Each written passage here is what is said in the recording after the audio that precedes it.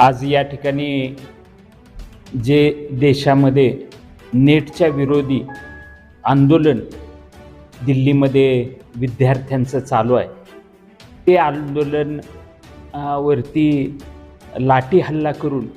ते आंदोलन मोडण्याचं सरकारच्या माध्यमातून त्या ठिकाणी प्रयत्न होतोय। खऱ्या अर्थानं जे आयुष्य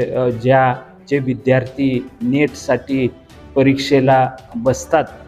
त्यांनी आयुष्याची त्यांची शिदोरी घेऊन ते कष्टानं त्या नेट परीक्षेचा अभ्यास करून त्या ठिकाणी त्यांचं भविष्य घडवण्यासाठी त्या ठिकाणी प्रयत्न करत असतात। आणि मग अशा परीक्षेमध्ये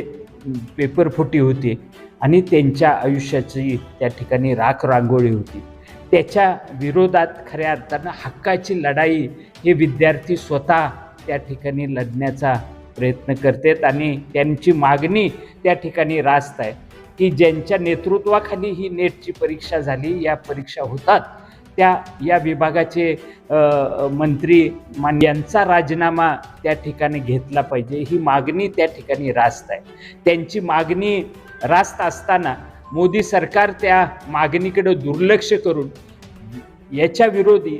जे आंदोलनाला बसलेत त्यांच्यावरती लाठी हल्ला करतात, त्यांच्यावर अश्रुधूर झाडतात आणि लष्कराचा वापर करून त्या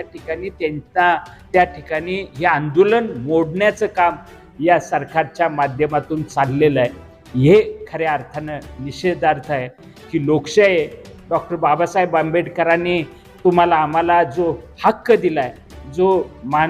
या विद्यार्थ्यांचा हक्क आहे, तो हक्क हे विद्यार्थी मागत असताना त्यांच्यापासून वंचित ठेवण्याचं काम या मोदी सरकारच्या माध्यमातून चाललंय।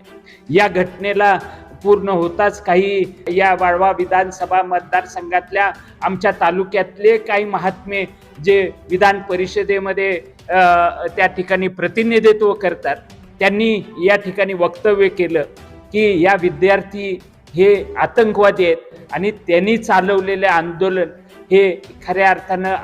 आतंकवादी आंदोलन आहे आणि या निमित्तानं त्यांनी धर्मेंद्र प्रसाद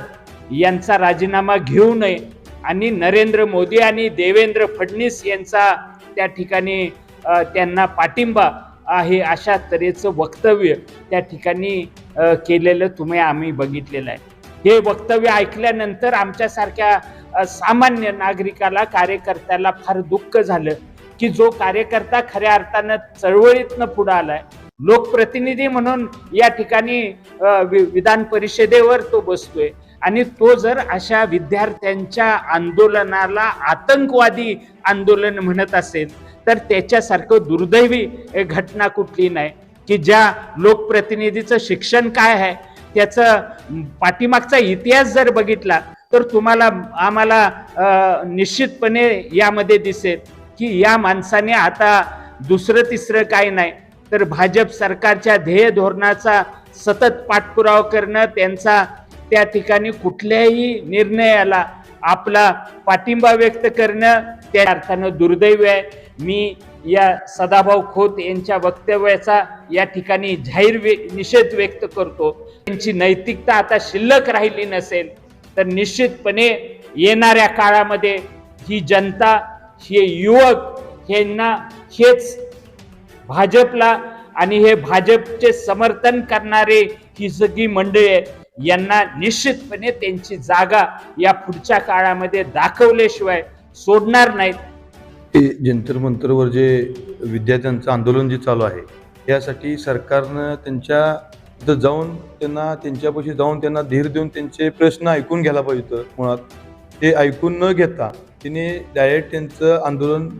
चिरडण्याचा प्रयत्न या सरकारने केला आहे। आज तिथं जर तुम्ही बघितलं की सरकार म्हणते आम्ही शेतकऱ्यांच्या बाजूचं आमचं सरकार आहे आणि आज तिथं जी बसलेली जी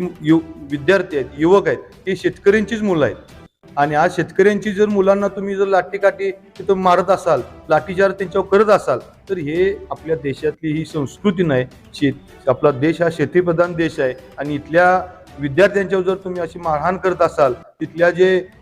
लोकांना जर तुम्ही असा त्रास देत असाल तर येणाऱ्या काळात तुम्हाला ही नवी पिढी नक्की तुमची जागा दाखवल्याशिवाय राहणार नाही। अनेक आपल्या महाराष्ट्रातून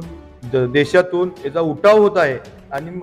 माझं सरकारला विनंती आहे की तुम्ही राजीनामा लवकरच शिक्षण मंत्र्यांचा राजीनामा घ्या, अन्यथा हे महाराष्ट्रातील तालुक्यातील युवक, देशातील युवक स्वस्थ बसणार नाहीत. तुम्हाला आमचा हा इशारा आहे की लवकरात लवकर तुम्ही ह्याच्यावरती यांचा राजीनामा घ्या. पंतप्रधान साहेबांचा सुद्धा मोदी साहेबांनी राजीनामा दिला पाहिजे नैतिक जबाबदारी म्हणून, कारण की त्यांनी युवकांना च्या पाठीशी राहण्याचं सोडून आज जर तुम्ही बघितलं 2014 साली त्यांना जास्तीत जास्त युवकांनी त्यांच्या पाठीमागे राहून त्यांनी देशाचे पंतप्रधान त्यावेळी ते झाले होते. आणि आज तुम्ही जर त्या युवकांच्या पाठीशी राहत नसाल तर ही शोकांतिका आहे की त्या तालुक्यातले जे महाशय आहेत विधान परिषदेचे आमदार, त्यांनी जे बोललेलं वक्तव्य आहे ते अतिशय चुकीचं आहे. त्याने नेहमी सांगतात मी शेणामुताचा माझा हात आहे, मी शेतकऱ्याचा मुलगा आहे, आणि शेतकऱ्याचा मुलगा असणारा जर तुम्ही जर विद्यार्थ्यांच्या वरती जर असं जाऊन अतिरेकी आतंकवादी आहेत म्हणून जर तुम्ही त्यांना बोलत असाल तर हे अतिशय चुकीचं आहे. त्यांनी सुद्धा एकतर विद्यार्थ्यांची जाहीरपणे माफी मागावी, अन्यथा त्यांनी त्यांच्या आमदारकीचा राजीनामा द्यावा.